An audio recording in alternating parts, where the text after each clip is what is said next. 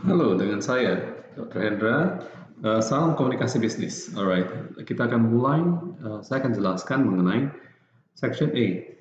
Tugas yang akan dikerjakan itu adalah exploring different type of text, menjelajahi berbagai jenis teks, yes. Di mana tujuan dan gambaran umumnya perlu diketahui dulu, ya. Jadi modul ini tujuannya itu apa aja? Yang pertama adalah help students explore the idea of text and the variety of text types to be found in daily life. Jadi siswa bisa mengeksplorasi ide teks dan variasi jenis teks yang dapat ditemukan dalam kehidupan sehari-hari. And then highlight the importance of audience and purpose in shaping the type. Kita juga menggarisbawah pentingnya audience atau pemirsa, pendengar, pembaca gitu ya. Dan tujuannya dalam membentuk jenis-jenis dan juga struktur dari teks sendiri. And the language choice within the text. Dan juga pilihan bahasa dalam teks, sebuah teks. Yang ketiga adalah help students explore language features that can be found in text. Membantu siswa menjelajahi fitur bahasa yang dapat digunakan dalam teks. Yang terakhir adalah help students explore the difference between formal and colloquial language. Membantu siswa mengeksplorasi perbedaan antara bahasa formal dan bahasa sehari-hari. Nah, saya membuat video ini karena beberapa mahasiswa yang bertanya kepada saya, dan saya ingin tahu ya, yang bertanya itu sudah baca berapa kali ya? Sekalipun belum ada ya mungkin ya. Makanya saya buat video ini. Mudah-mudahan bisa baca minimum 3 kali ya. Saya jelaskan sekali lagi, nggak apa-apa. Baik, kita mulai aja. Nah, saya tunjukin supaya jelas ya, seperti ini. Jadi, different type of texts. Apa sih teks yang berbeda itu? Ya, apa aja? Sebentar ya, supaya Anda bisa lebih jelas. Okay, good. Nah, alright, good. Jadi the meaning of the text has broadened beyond referring only to written text and now refers to only written, spoken, and visual communication involving language. Jadi ingat ya, bahwa saya makna teks telah meluas, melampaui hanya mengacu pada teks tertulis doang. Dan sekarang hanya pada komunikasi tertulis. Jadi bukan ya, teks itu bukan hanya komunikasi tertulis doang. Lisan atau visual melibatkan bahasa. Jadi bisa saja teks itu bisa berupa papan nama toko ya, namanya juga reklame ya, sampai iklan TV maupun papan reklame dan juga artikel koran ya, itu juga teks ya. Nah, di latihan pertama, use the table below, list some of the text that are associated with buying goods and service. Kalian jangan bingung ya. Ini kita menggunakan tabel di bawah ini. Buat daftar beberapa teks yang terkait dengan pembelian barang dan jasa. Ya. Nah, some examples has been made for you. Beberapa contoh telah diikutsertakan kepada Anda. Nah, some text are combination of spoken, written, and visual.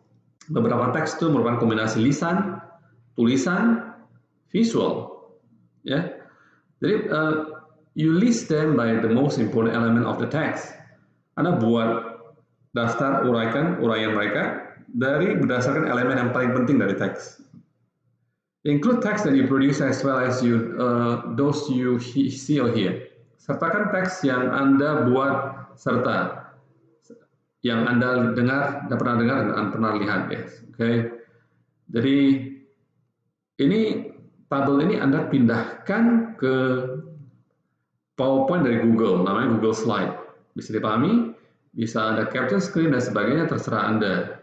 Anda buat kembali di dalam Excel atau Word, lalu copy paste ke dalam Google Slide. Terserah Anda.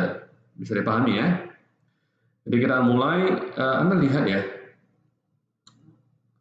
Jadi latihan satu ini, yang pertama, ponsel. Kalau di telepon, mobile phone, kira-kira spoken text-nya seperti apa ya contohnya? Ya, yang pernah Anda lihat dan dengar. Spoken text misalnya adalah dialog penjualan, sales pitch namanya ya, presentasi penjualan, bukan puncak penjualan ya. Jadi kalau written text di ponsel, contohnya apa? Bisa kontrak, bisa handset instruction, instruksi handset ya, cara membuat. Kalau visual text contohnya apa?